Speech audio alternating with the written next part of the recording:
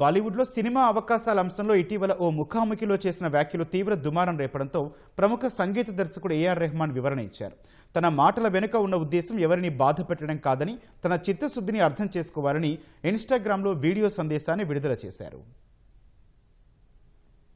ఓ ఇంటర్వ్యూలో బాలీవుడ్ పై ప్రముఖ సంగీత దర్శకుడు ఏఆర్ రెహమాన్ చేసిన వ్యాఖ్యలు తీవ్ర దుమారం రేపిన నేపథ్యంలో ఆయన స్పష్టతనిచ్చారు. కొన్ని సందర్భాల్లో ఒకరి ఉద్దేశాలను ఇతరులు తప్పుగా అర్థం చేసుకునే అవకాశముందని, తన మాటలతో ఎప్పుడూ ఎవరినీ బాధ పెట్టాలని కోరుకోలేదన్నారు. ఈ మేరకు ఇన్స్టాగ్రామ్ లో రెహమాన్ ఓ వీడియో పోస్ట్ చేశారు. సంగీతం అనేది ఎల్లప్పుడూ దేశ సంస్కృతిని అనుసంధానించేందుకు, వేడుకగా చేసుకునేందుకు, గౌరవించేందుకు ఒక మార్గంగా ఉందని తెలిపారు. వేవ్స్ సమ్మిట్ లో ప్రధాని మోదీ ఎదుట ప్రదర్శించిన జాలా సంగీతం నుంచి యువనాగా సంగీతకారులతో కలిసి పనిచేయడం వరకు ప్రతి ప్రయాణం తన లక్ష్యాలను బలపరిచిందని చెప్పారు. దేశంలో మొట్టమొదటి మల్టీకల్చరల్ వర్చువల్ బ్యాండ్ను సృష్టించడం నుంచి హాన్స్ జిమ్మర్ తో కలిసి రామాయణం సినిమాకు సంగీతం అందించిన ప్రతి ప్రయాణం సైతం తన లక్ష్యాలను బలపరిచినట్లు పేర్కొన్నారు. కొద్ది రోజుల క్రితం బీబీసీ ఏషియా నెట్వర్క్ ఇచ్చిన ఇంటర్వ్యూలో రెహమాన్ మాట్లాడుతూ బాలీవుడ్ లో తనకు అవకాశాలు తగ్గడంపై ఆసక్తికర వ్యాఖ్యలు చేశారు. హిందీ చిత్ర పరిశ్రమలో అధికార కేంద్రాలు మారాయని,